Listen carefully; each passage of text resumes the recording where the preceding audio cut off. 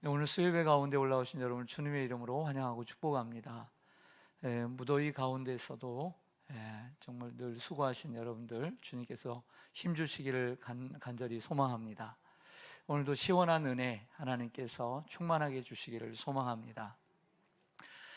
오늘 본문의 말씀을 준비하려고 했더니 제가 2년 2개월 만에 코로나 이후에 오후 설교를 시작하면서 오후 예배를 설교를 시작하면서 제가 5월 1일 날 했어요. 그래서 그대로 할 수는 없고 그러나 조금 맥락은 같고 그리고 좀 내용을 조금 이렇게 편집을 해서 말씀을 전하게 되었습니다. 오늘 시편 우리가 함께 살펴보고 있는 시편 133편인데요. 이 대목에서 성전에 올라가는 15개의 시편이 있습니다. 그 가운데 14번째 시편이 되겠습니다. 평강 한의원이라고 이환용 원장님이라고 참 유명한 원장님이 계세요. 이분은 어린 시절을 무척 힘들게 보내셨어요. 너무너무 힘들게 보내셨고 정말 이분은 한의대에 재수를 8번 하셨어요. 참 힘든 삶을 보내셨지만 서울에서 직장을 다니는 작은 누나의 설득으로 서울에 있는 중학교에 전학을 하게 됐습니다. 낯선 서울에서 마음 둘 곳이 이렇게 많지가 않잖아요. 그러다가 이모님 댁이 서울에 있어서 종종 이모 댁에 들리게 되었다고 합니다. 그런데 이 이모집에만 이모네 댁만 가보면 마음이 편안해지더래요. 이모와 사촌 누나들은 이런 독실한 기독교인이었는데요. 그러면 생각하기를 이모네 식구들이 화목하게 지내는 이유는 교회를 다니기 때문이 아닐까? 이런 생각을 했다고 합니다. 그래서 나도 교회에 가면 저렇게 마음이 편안해지고 그리고 우리 가정도 이렇게 화목해지지 않을까? 라고 하던 차에 이모가 교회를 가자고 이렇게 손을 내밀었고 그 손을 잡고 교회를 가기 시작했다고 합니다. 그의 삶은 정말 어려웠고요. 그리고 그의 삶 또한 이렇게 살아가면서 힘든 삶이 있었지만 그가 살아가던 가운데 정말 이 주님을 만난 것이 가장 큰 인생의 기쁨으로 알고 그의 한의원에 가보면 큰 액자 가운데 여호와는 나의 목자시니 이렇게 붙여놓고 이렇게 한의원을 하고 있습니다. 이처럼 화목은 하나님이 기뻐하시는 모습이요 또 하나님을 알리는 선한 통로입니다. 예수를 잘 믿는다고 하는데 맨날 집에서 싸우고 치고받고 시끄럽고 좋은 소리 안 나오고 그러면 무슨 덕이 되겠습니까? 또 교회라고 십자가 세워놨는데 맨날 그 교회가 싸우고 사이가 안 좋다는 얘기만 흘러나온다면 그 교회가 무슨 덕이 되고 전도를 하겠습니까? 오늘 시편 133편은 1절에 이렇게 시작합니다. 보라 형제가 연합하여 동거함이 어찌 그리 선하고 아름다운고 라고 시작합니다. 서로 연합하고 동거하는 것이 선하고 아름다운 것이다. 서로 연합하고 동거하는 것이 하나님 보시기에 선하고 아름다운 것이다 라고 말씀을 합니다. 그래서 여기서 형제란 어떻게 보면 형제가 연합하여 라고 하니까 한 부모 아래에서 태어난 친형제 자매라고 생각할 수도 있지만 이 시편은 지금 어디로 올라가는 노래예요? 그렇죠. 성전에 올라가는 노래죠. 성전은 형제 자매들만 올라가나요? 그렇지 않죠. 여러분 주위에 한번 보십시오. 형제 있어요? 자매 있어요? 네. 이번에 어제 수련회 청년부가 오늘 마쳤는데 그 가면서 그런 얘기를 했어요. 형제가 또 누가 있지?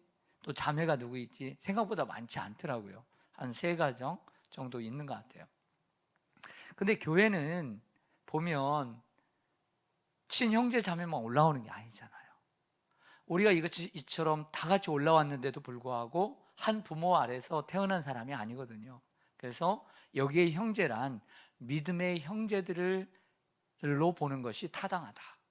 이렇게 볼 수 있다는 거죠. 성전에 올라가니까. 우리는 주 안에서 하나입니다. 우리는 주 안에서 한 형제 자매라고 얘기합니다. 그렇기 때문에 오늘 성전에 올라가는 노래니까 바로 여기에 형제는 예수를 믿는 사람들을 가리킨다라고 보는 것이 맞습니다. 그러므로 우리는 오늘 말씀은 가족의 연합뿐만 아니라 성도의 연합을 강조하는 말씀이라고 하겠습니다. 그러나 우리가 하나님을 예배하기 위해 사람들이 함께 같은 교회에 올라가는 것과 또 함께 살아가는 것은 별개의 문제입니다. 예를 들어서 인류 최초의 형제인 가인과 아벨을 생각해 봅니다. 창세기 4장에 나오는 아담의 아들인 가인과 아벨은 모두 자기의 소산으로 각자 하나님께 제사를 드렸습니다. 하지만 그들은 서로 죽이고 죽는 살인자와 피해자가 되고 말았습니다. 무엇 때문입니까? 제사 때문입니다.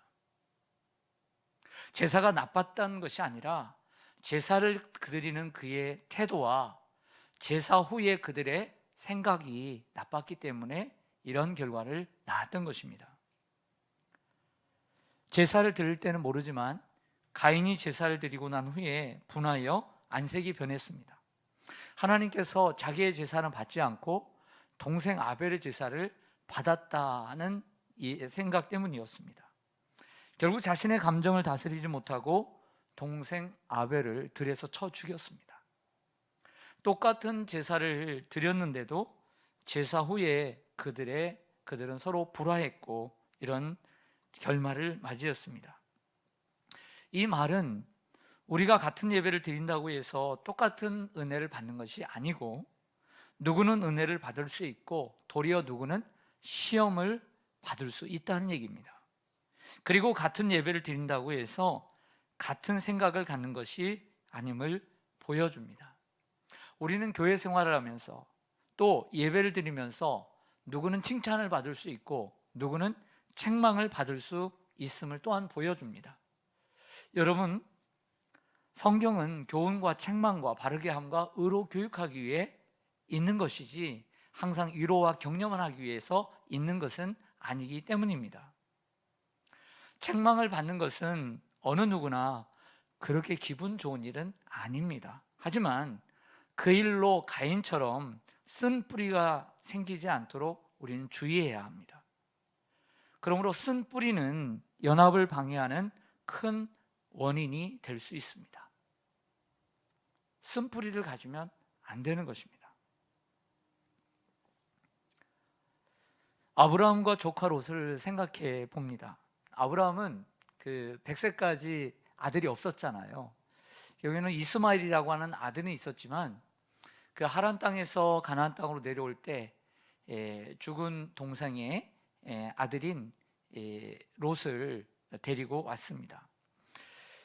조카 롯은 아브라함과 동거할 수 없다고 판단을 하고 나중에는 그 가축이 많아지고 재산이 많아지니까 조카가 좀 젊고 하니까 좀 더 자기의 어떤 기업을 얻고자 했던 것 같아요.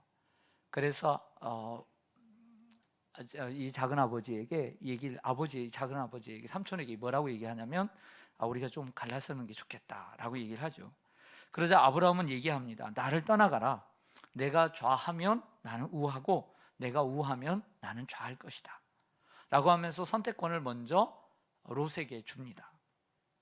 여기서 아브라함이 기름지고 좋은 땅을 자신이 갖고 조카에게 양보하지 않았다면 무슨 일이 일어났을까요? 평생 얼굴 안 봅니다. 세상사가 다 그렇습니다. 어린 조카의 마음이 아브라함이 어떻게 보면 부모처럼 자기를 돌봐주고 여기까지 이끌어줬다는 생각보다는 헤어질 때 아브라함은 좋은 것을 다 갖고 나는 정말 나쁜 것 주었다는 생각밖에 안 해요. 이것도 쓴뿌리예요. 자기를 여기까지 준비시켜주고 이렇게 많은 양떼를 주었다는 생각을 해야 되는데 그런 생각 못합니다. 그거 가지고 열심히 노력해서 많은 양떼를 가지면 된다라고 생각을 해야 되는데 이 마음이 이거 잘못되면 큰일 나는 것입니다. 그런데 아브라함은 뭘 잘했냐면 양보를 잘했어요. 양보를. 아브라함은 양보를 함으로써 조카 롯을 떳떳하게 만날 수 있었고, 후에 헤어졌어도 소돔이 전쟁에 패해서 연합 전쟁에 피해서 소돔과 고모라가 잡혀갔을 때 거기에 함께 롯이 사로잡혀 가지 않습니까? 근데 그 소식을 듣고 밤에 318명의 이 가신들, 그 젊은이들을 데리고 가서 롯을 구해내지 않습니까? 이게 어찌 쉬운 일입니까, 여러분? 내 자식도 아니고, 내 자식은 몰라도 목숨 걸고 해야 될 일입니다. 이게 쉬운 일이 아니죠. 한 번은 하나님께서 사람의 모양으로 아브라함을 찾아오시죠. 그 대접을 합니다. 두 명의 천사는 소돔으로 가고, 그 하나님이, 그분이 아브라함에게 내가 너에게 숨길 수가 있겠느냐 하면서 이야기를 하자 그 하나님 앞에 무릎을 꿇고 엎드려 그 정말 간곡하게 기도를 합니다. 그 소돔 땅에 의인 50이 있으면 멸망치 않도록 해주세요. 그래서 계속 쇼부를 보죠. 그래서 10명까지 낮췄지만 결국에는 소돔이 멸망을 하지 않습니까? 그럼에도 불구하고 하나님께서 그 아브라함을 생각하셔서 그 소돔이 멸망하는 때에 그 롯과 그의 아내와 두 딸을 구해내지 않습니까? 안타깝게도 그의 아내는 뒤를 돌아보지 말라는 말을 그냥 허투루 듣고 뒤를 돌아봄으로 소금 기둥이 되고 말지만, 안타깝게도 어떻게 보면 그렇게 돼서는 안 되지만 결국에는 롯이 모압과 암몬이라는 족속의 조상이 됩니다. 그게 다 누구 때문입니까? 아브라함 때문입니다. 아브라함과 조카 롯은 삼촌과 조카 관계이지만 부모와 자녀의 관계 못지않는 이러한 사랑을 가지고 있었던 것이죠. 여러분 생각해 보죠. 아브라함이 양보를 안 했다면 어땠을까요? 아브라함이 조카 롯과 함께 계속해서 연합을 하고 하나를 유지할 수 있었던 것은 양보를 했기 때문에 그런 거예요. 양보를. 그리고 어려울 때 가서 도와주었기 때문에 그 하나됨을 지켜갈 수 있었던 것이죠.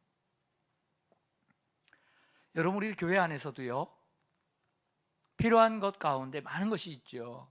믿음이 최고죠. 믿음 가져야 되는 거 맞습니다.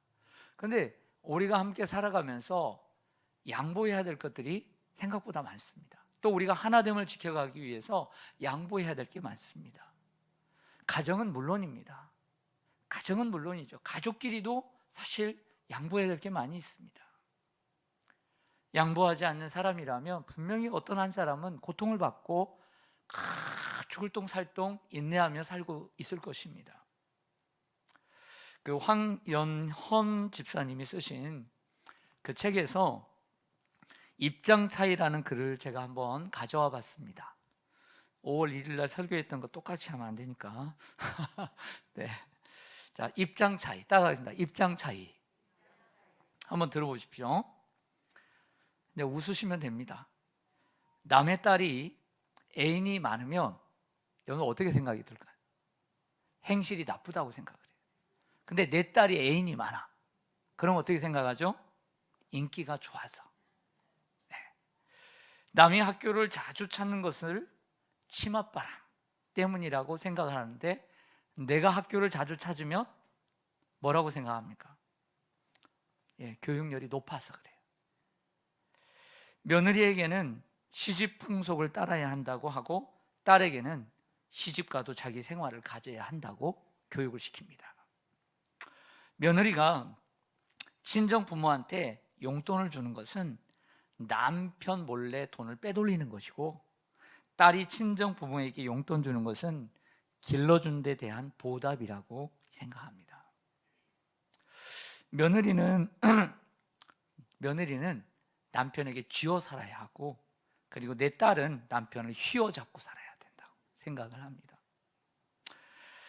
남의 아들이 대회 나가서 상을 받으면 그 상은 아무나 주는 상이라고 치부하고, 내 아들이 대회 나가서 상을 받으면 실력이 뛰어나서 받았다고 얘기하죠. 남이 자식을 관대하게 키우면 문제아를 키우는 거라고 얘기하면서 내 자식을 관대하게 키우면 길을 살려주는 것이라고 해석을 합니다. 남의 자식이 어른한테 대드는 것은 버릇없다고 얘기하면서 내 자식이 대드는 것은 자기 주장이 뚜렷해서 그렇다고 또 이렇게 얘기합니다. 며느리가 부부싸움을 하면 여자가 참아야지 하면서 며느리에게 얘기를 하고, 딸이 부부싸움을 하면 따질 건 따져야지 라고 얘기를 한다고 합니다. 남이 내 아이를, 나무라는 것은 어른들이죠. 내 아이를 나무라는 것은 이성을 잃고 히스테리를 부리는 것이고, 내가 남의 아이를 꾸짖는 것은 어른된 도리로서 하는 것이라고 얘기합니다. 남의 아이가 대학 입시에 낙방을 하면 실력이 없어서 당연한 일이고, 우리 아이가 대학 입시에 낙방을 하면 경쟁률이 높아서 그런 거라고 생각을 하고, 내 아이가 어디 가서 맞고 오면 쫓아가서 때린 아이를 혼내줘야 하고, 내 아이가 어디 가서 때리고 오면 아이들 싸움에 어른들이 껴들면 안 된다고 얘기를 하고, 남의 아이가 눈치 빠르면 약삭 빨라서 그렇고, 내 아이가 눈치 빠르면 영리해서 그렇다 생각합니다. 사이가 처가에 자주 오는 일은 당연한 일이고, 내 아들이 처가에 자주 가는 일은 줏대 없는 일이다 라고 생각을 합니다. 남의 딸이 말이 많으면 수다스러운 것이고, 내 딸이 말이 많으면 부침성이 좋은 것이라고. 남이 아이를 셋씩이나 낳으면 무식한 거고, 내가 아이를 셋 두면 다복한 것이다. 여러분, 이 입장 차이라고 하는 이거를 웃고 넘길 게 아니라 새겨들을 필요가 있다고 생각합니다. 이 입장 차이를 사자성어로는 역지사지라고 하죠. 바꿀 역자를 씁니다. 바꿀 역. 서로의 입장을 바꿔서 생각하는 걸 역지사지라고 얘기하죠. 그런데 이 역지사지라고 하는 것이 제가 신앙생활을 하면서, 그리고 또 목회를 하면서 정말 많이 정말 느껴지는 게 바로 입장 차이고 역지사지입니다. 제가 제 입장에서만 생각을 한다는 것 참 문제가 있죠. 우리는 서로가 서로에 대한 입장을 생각해야 합니다. 입장. 저는 참 어릴 때 너무 철이 없었던 것 같아요. 지금 생각해 보면 저희 어머님은 새벽 미명에 일어나 새벽 기도를 하시고, 예수 믿기 전에는 정한수를 떠놓고 빌고, 그러나 마지막 때는 몇 년간 새벽 기도를 하시면서 새벽부터 일을 하세요. 새벽부터 밤늦게까지 일을 하세요. 제가 볼 때 쉬는 날을 못 봤어요. 근데 지금 생각해 보니까 그 어려웠던 그 어머니에게 내가 좀 심부름을 더 잘했으면, 그때 좀 더 예하고 했다면 좀 더 힘이 되지 않을까 또 생각해 봅니다. 우리 어머니도 아팠을 때가 있을 텐데, 컨디션이 안 좋았을 때도 있을 텐데, 피곤할 때도 있었을 텐데, 왜 그런 입장을 우리는 생각해 주지 못했던 걸까? 우리 엄마는 기계가 아닐 텐데, 이런 생각을 나이가 들면서 자주 하게 됩니다. 여러분, 우리는 신앙생활에서 서로의 입장을 생각하고 배려하는 생활이 정말 중요합니다. 우리는 연약하기 때문입니다. 예를 들어서 몇 가지 좀 생각을 해보았습니다. 뭐 전부는 아니지만 한번 생각해 보십시오. 우리도 예배를 드릴 때 빼고 또 서로 교제를 합니다. 자주 만나서 얘기도 하고. 근데 살이 많이 찐 성도 앞에서 계속 살 얘기를 많이 하는 것은 유익하지 않습니다. 또 경제적으로 어려운 성도 앞에서 돈 자랑을 자주 하고, 그리고 돈 이야기를 자주 하는 것도 덕스럽지가 못합니다. 그냥 줄 것도 아니면서 그 사람 앞에서 돈 얘기를 하는 것은 덕스럽지 않은 거죠. 또한 결혼을 했는데도 자녀가 없는 성도 앞에서 내 자녀 이야기를 자주 하는 것도 좋지가 않습니다. 또 남의 자녀는 취업도 못하고 전전하고 있는데 좋은 직장에 취업해서 좋은 연봉 받는 좋은 직장을 다니는 자녀를 자랑하는 것은 정말 피해야 합니다. 손주가 없어 걱정하는 성도 앞에서 자꾸 내 손주 자랑을 한 번씩 할 수 있죠. 근데 만날 때마다 레파토리가 똑같으면 얼마나 지겹겠어요. 네. 나도 자랑할 게 있으면 저쪽도 자랑하고 주고받고 해야 사람이 살아가는 거죠. 또 교회를 이제 나오기 시작한 새신자나 또 사정이 있어 교회를 옮긴 새가족 앞에서 자꾸 교회 개척대 이야기를 자주 하는 것도 덕스럽지 못합니다. 어쩌다 한 번씩은 해야죠. 안 할 수는 없어요. 교회 창립 때도 얘기를 해야 되고 또 수고하신 분들에 대한 어떤 격려도 필요합니다. 근데 자꾸 그분이 없었을 때, 그분이 오지 않았을 때의 얘기를 자꾸 하고 그러면 그 새신자나 새가족에게 유익하지 못할 때가 있습니다. 그분들도 나름대로 다른 교회에서 충성을 다했을 것이고 또 교회를 옮길 수밖에 없는 아픈, 정말 마음 아픈 사정이 있어 어쩔 수 없이 교회를 옮겼기 때문입니다. 우리는 우리를 자랑하기 위해서 존재하는 것이 아니라 우리는 서로 연합하고 서로를 세워주기 위해서 존재하기 때문입니다. 요한복음 1장 12절에 보면 영접하는 자, 곧 그 이름을 믿는 자들에게는 하나님의 자녀가 되는 권세를 주셨다고 했습니다. 우리는 지역도 다르고 또 부모도 다르고 고향도 다릅니다. 나이도 다르고. 그런데 우리가 주님을 영접함으로 모두 다 하나님의 자녀가 된 줄을 믿습니다. 그래서 그 하나님을 아버지라 부르게 되고 우린 서로 형제와 자매가 되었습니다. 에베소서 4장에서 사도 바울은 이러한 성도들을 가리켜 몸이 하나요, 성령도 한 분이요, 부르심의 소망도 하나요, 주도 한 분이요, 믿음도 하나요, 세례도 하나요, 아버지도 한 분이라고 하였습니다. 이만큼 우리 성도들이 갖고 있는 공통점이 많습니다. 그러나 같은 교인이라도 항상 연합하며 잘 사는 것은 아닙니다. 빌립보서 4장 2절에 보면 이렇게 얘기합니다. 내가 유오디아를 권하고 순두개를 권하노니 주 안에서 같은 마음을 품으라고 바울이 권면합니다.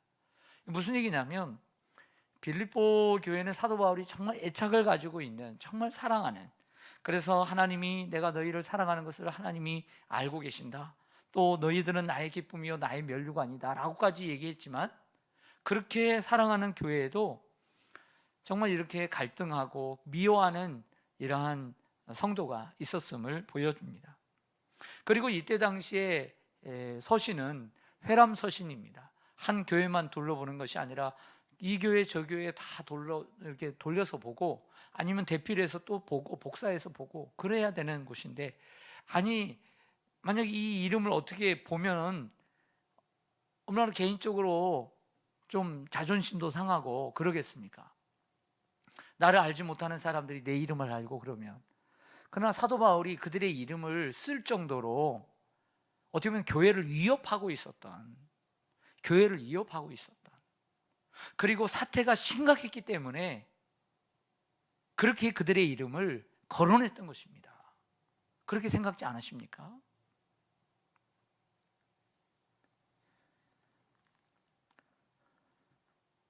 유진 피터슨이 쓴 그 메시지에 보면 이 빌립보서 4장 2절을 이렇게 번역을 합니다. 유오디아와 순두개를 권면합니다. 견해차를 해소하고 화해하십시오. 하나님께서는 자기 자녀들이 서로 미워하는 것을 원치 않으십니다 라고 했습니다. 바울은 그들에게 그 빌립보서 4장을 보면 같은 마음을 품으라고 얘기를 해요. 같은 마음을 품으라. 그렇습니다. 우리는 주님 안에서 같은 마음을 품어야 합니다. 그럼 빌립보서 안에서 그 같은 마음이란 짐작할 수 있는 것은 바로 전전장인 빌립보서 2장에 말하고 있는 이 빌립보서의 기독론, 비하 기독론에 나오는 너희 안에 이 마음을 품으라, 곧 그리스도 예수의 마음이니. 예수님이 자신을 버리고 자신을 비운, 자기를 비하하고 자기를 비운 그 마음을 품으라. 즉 겸손한 마음을 품으라고 이야기를 하고 있습니다. 자기 생각이 옳다는 그 생각을 버리고, 자기의 생각만이 옳다는 생각을 버리고, 빌립보서 2장 2절에 바울의 권면처럼 마음을 같이하여 같은 사랑을 가지고 뜻을 합하여 한 마음을 품을 때 우리는 연합할 수 있는 줄로 믿습니다. 또한 에베소 4장 2절의 말씀처럼 성도들이 하나됨을 지켜가기 위해서는 첫째로 모든 겸손해야 돼. 두 번째는 온유해야 되고, 세 번째는 오래 참아야 되고, 네 번째는 서로 용납하라고 바울은 또 권면합니다. 겸손은 나보다 남을 높이는 마음입니다. 나보다 나은 점이 있음을 인정하는 것이죠. 온유는 급한 마음으로 하지 않고 여유롭게 부드럽게 하는 자세입니다.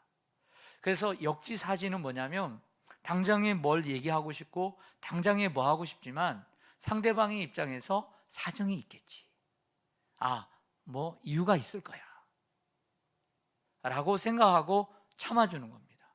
기다려주는 것이고, 정 궁금하면 물어보는 것이죠. 먼저 그냥 쏘아붙이는 것이 아니라 먼저 물어보고, 어떤 형편에 있었든지 내가 모르는 사정이 있을 수 있으니까 그것을 물어보고 하는 것입니다. 그러나 그렇지 않을 때는 좀 그럴 수 있는 거죠. 인내는 참아주고 기다려주는 시간을 갖는 것입니다. 서로 용납은, 우리는 한 성도이지만 서로 다른 게 많죠. 부부도 그런 것처럼 상대방이 모두 나와 같다는 생각을 내려놓아야 합니다. 여러분, 요즘 정치권을 보십시오. 여당이나 야당이나 할 것 없이 정치권을 보십시오.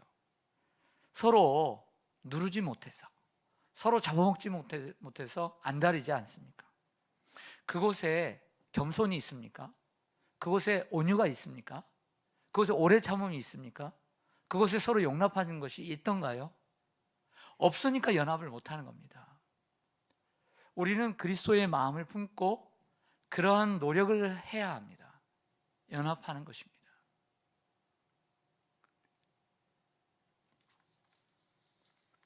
다윗은 이러한 아름다운 연합이 위로부터 오는 것임을 두 가지 비유로 말씀합니다. 2절을 여러분들 한번 보시죠. 2절 한번 읽어주시기 바랍니다. 시작.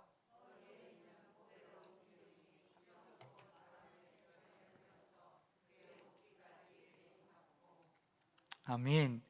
여기 비유로 얘기합니다. 머리에 있는 기름이, 보배로운 기름이 그의 수염을 흘러서 옷깃까지 내림 같고, 이 말은 아론이 나오거든요.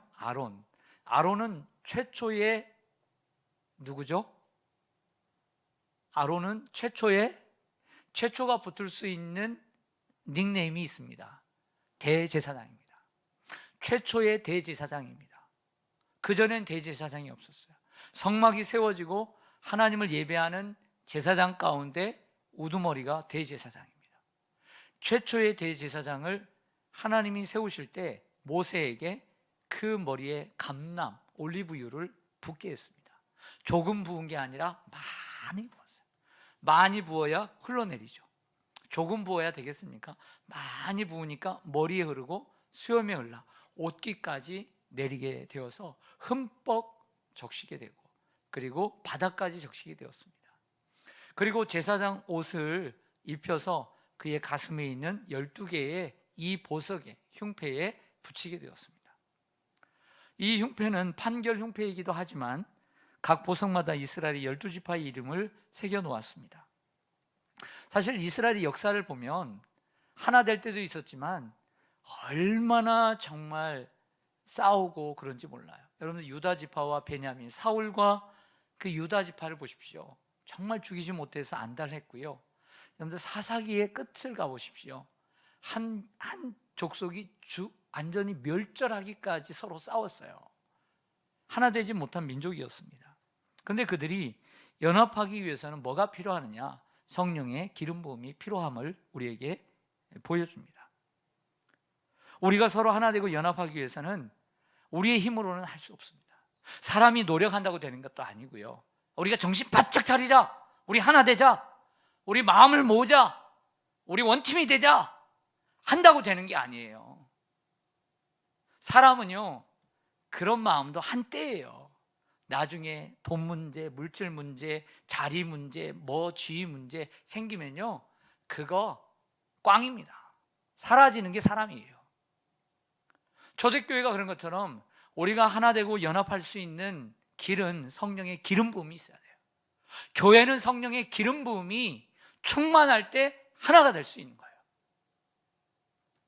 성도들이 함께 모일 때 오순절 성령의 마가의 다락방에서 성령이 충만하게 임할 때 그들이 하나 되었고 방언을 말하고 하나님의 진리를 전파하지 않을 수가 없었던 것이죠. 그리고 그들은 자기의 집, 자기의 소유, 자기의 물질, 밭과 논과 자기의 모든 소유를 자기의 것으로 생각지 않고 사랑하지 않을 수 없는 관계로 그들은 변화되었습니다.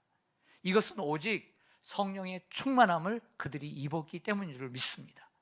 우리가 다른 것으로 우리가 하나 될 수 없습니다.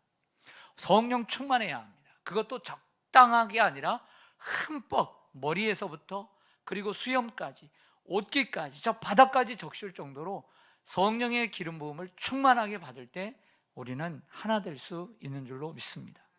사람의 생각으로는 하나 될 수 없습니다. 사람의 노력과 결단으로 하나 될 수 없습니다. 그래서 우리는 성령 충만함을 구해야 될 줄 믿습니다. 그리고 내가 덜 사랑하고 그리고 마음에 미움이 생기고 그리고 서운함이 생기면 먼저 우리 자신을 탓하고 하나님, 나에게 성령 충만함을 주시옵소서. 내가 나를 위해서 먼저 기도해야 될 줄로 믿습니다. 거기에 하나님의 복이 충만하게 임하게 되는 것입니다. 우리 3절 한번 같이 읽을까요? 두 번째 비유를 듭니다. 시작. 헐몬의 이슬이 시온의 산들에 내림 같도다. 거기서 여호와께서 복을 명령하셨나니 곧 영생이로다. 아멘.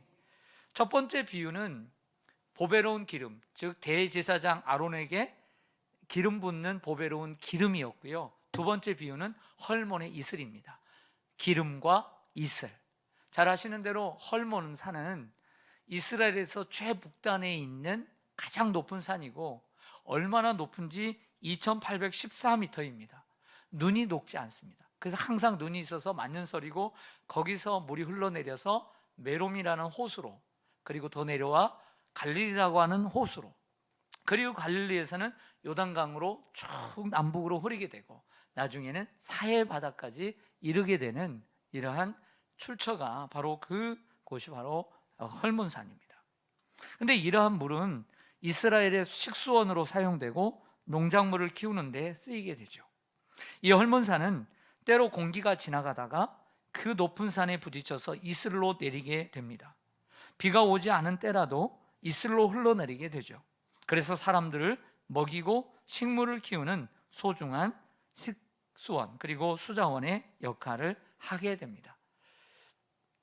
그러니까 눈만 내리는 것이 아니라 비가 오지 않을 때도 이슬이 내린다는 것이죠.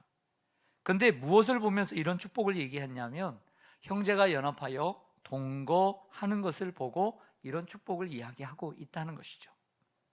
3절 중반절에 보면 거기서 여호와께서 복을 명령하셨나니 곧 영생이로다. 바로 거기는 1절로 돌아가서 형제가 서로 연합하고 동거하는 그곳에서 여호와께서 복을 명령하신다고 하신 것입니다. 그리고 그 복은 영생의 길로, 영원한 생명의 길로 우리를 이끌어 가고 있습니다. 우리 예수님께서 제자들에게 이렇게 말합니다. 요한복음 13장 34절 35절에 새 계명을 너희에게 주노니 서로 사랑하라. 내가 너희를 사랑한 것 같이 너희도 서로 사랑하라. 너희가 서로 사랑하면 이로써 모든 사람이 너희가 내 제자인 줄 알리라. 여러분, 예수 믿는 가정이 맨날 치고받고 싸우고 시끄럽고 좋은 소리가 안 나오면 그 주위에 저 집 시온산 교회 다니는데, 저 선생님 교회를 보니까 시온산 교회 다니고 교회 다니는데 저렇게 맨날 싸우네. 난 절대 시온산 교회는 안 갈 거야. 이럴 수 있잖아요. 네. 근데 저 가정 웃음이 다 새어 나오고 그 웃음이 담벼락을 뛰어넘고 이렇게 나오면 야, 저 집은 뭐가 이렇게 좋아서 이 무더운 여름날에 응? 근데 이렇게 화목하고 애들은 뛰어놀고 웃음보가 넘치고 웃음이 넘치고 왜 그럴까? 궁금해할 것입니다. 요한일서 4장 12절에 사도 요한은 이렇게 말합니다. 어느 때나 하나님을 본 사람이 없으되 만일 우리가 서로 사랑하면 하나님이 우리 안에 거하시고 그의 사랑이 우리 안에 온전히 이루어지느니라. 주일날도 말씀드린 것처럼 하나님은 영이시니까 우리는 보는 것이 아니에요. 우리는 우리가 주님을 만나고 주님을 믿는 거예요. 여기도 보세요. 하나님을 본 사람이 없지만 우리가 서로 사랑하면 하나님이 우리 안에 거하신다 그랬어요. 하나님을 보는 게 아니에요. 하나님은 우리 안에 거하시고 그의 사랑이 우리 안에 온전히 이루어진다. 이게 복이죠. 하나님이 우리 안에 충만히 거하시는 것, 이게 영생이죠. 이게 천국이죠. 이게 복인 줄로 믿습니다. 연합은 머리에 있는 보배로운 기름처럼 즐거운 것이고 아름다운 향기가 납니다. 연합은 헐몬의 이슬처럼 남을 유익하게 하고 열매를 맺게 합니다. 그러나 성도들의 분열은 이러한 연합과 정반대되는 결과들을 낳게 됩니다. 그러므로 저는 이렇게 생각해요. 제가 목회를 하면서 부흥도 하고 싶죠. 더 배가 되고 싶고 10배 많이 부흥되고 싶지만 또 하나의 측면은 교회가 평안하기를 원하는 이런 마음을 가지고 있어요. 교회가 평안해야 된다. 성도들이 서로 화목하고 또 교회가 평안해야 된다는 그런 신념을 저는 가지고 또 기도하고 있습니다. 성도들은 서로 연합하고 서로 아끼고 사랑해야 합니다. 그러기 위해서는 조금 입장의 차이를 알고 서로 역지사지하는 마음이 있어야 될 줄로 믿습니다. 사실 우리가 분리되는 것은, 갈등하는 것은 사실은 예배로 인해서 갈등하는 것은 별로 없습니다. 우리가 예배 시간에 대화를 합니까? 예배 시간에 여러분들이 자 때문에 시험 들 거 빼놓고는 없잖아요. 그렇죠? 네. 여러분들 가만히 옆에 앉아 있는데 뭐 시험 듭니까? 그러나 여러분들이 나가서 원래의 때, 구역예배 때, 카페에서 그리고 서로 뭐 얘기하면서 그때 서운하고 그때 시원하고 그때 또 사역을 하면서 뭔 일 하면서 그때 마음이 아픈 거지. 오늘 예배 시간에 뭐 아마 뭐 바쁘고 그런 건 별로 없잖아요. 그렇죠? 네. 그러므로 우리는 나가서 조심해야 될 필요가 더 있습니다.